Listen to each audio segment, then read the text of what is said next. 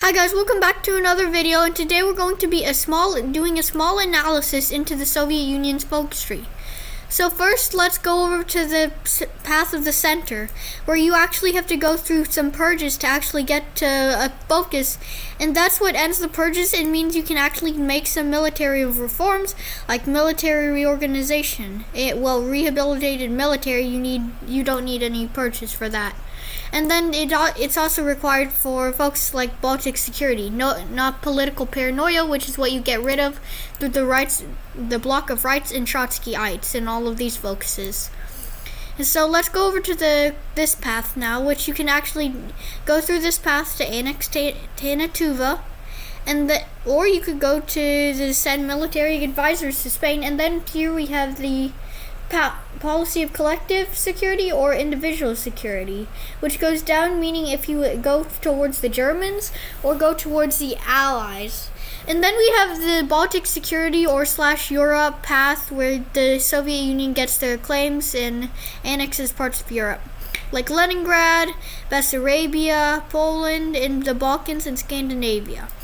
Now we have the Middle East diplomacy, which actually allows you to just invade all of them, or you can support Afghan communism and then invade Iran with the British. Now we have to reconcile the Japanese or the threat from the land of rising sun. So first we got this part, the threat from the rise of landing sun. The Gobi Gambit, which goes with Xinjiang. Two red flags, which goes with communist China. And the Kuomintang, which goes with just regular China.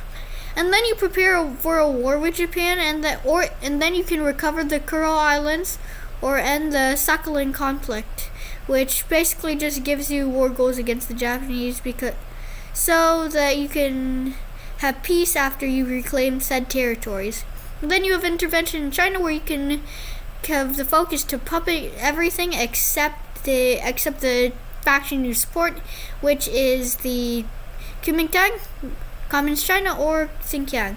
Now we have reconcile Japan, which allows you to make demands in China and then split up the U.S. when or if you go to war with them. So next, let's go over to the left opposition, which means you bring Trotsky back, or you put one of his advisors in the leader position, which you have to go. Unfortunately, you have to go down Ignite the Flames, which starts a civil war. That's annoying, but it is beatable.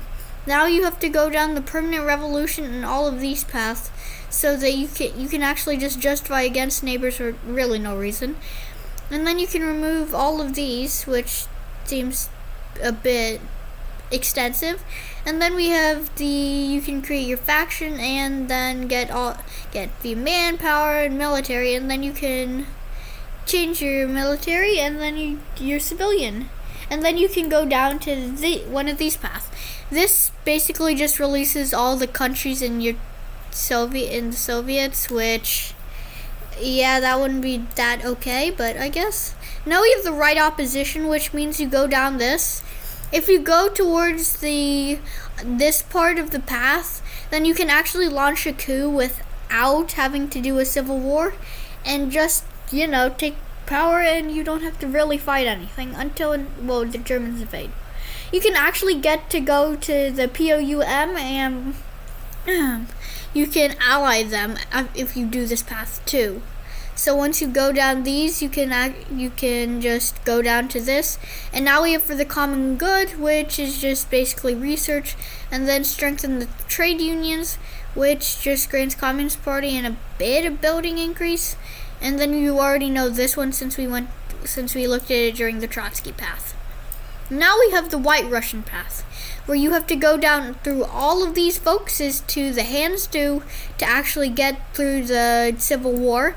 And then you have to do all of these and finish these three, or just this one, to get down to reconvene the Zemsky Sobor, to get actually down to your path, which is Romanov reconstruction, which is non-aligned, and dismantle the Zemsky Sobor, which is the fascist path.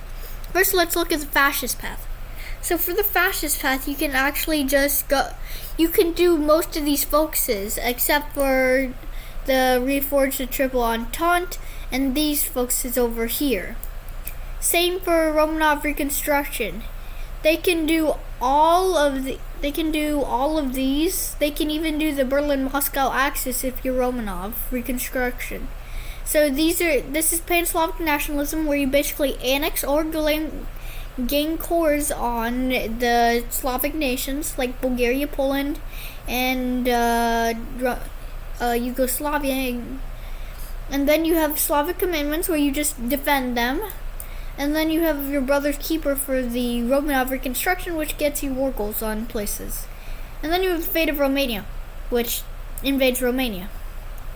Then you have the rightful heir to the empire, which basically just means you become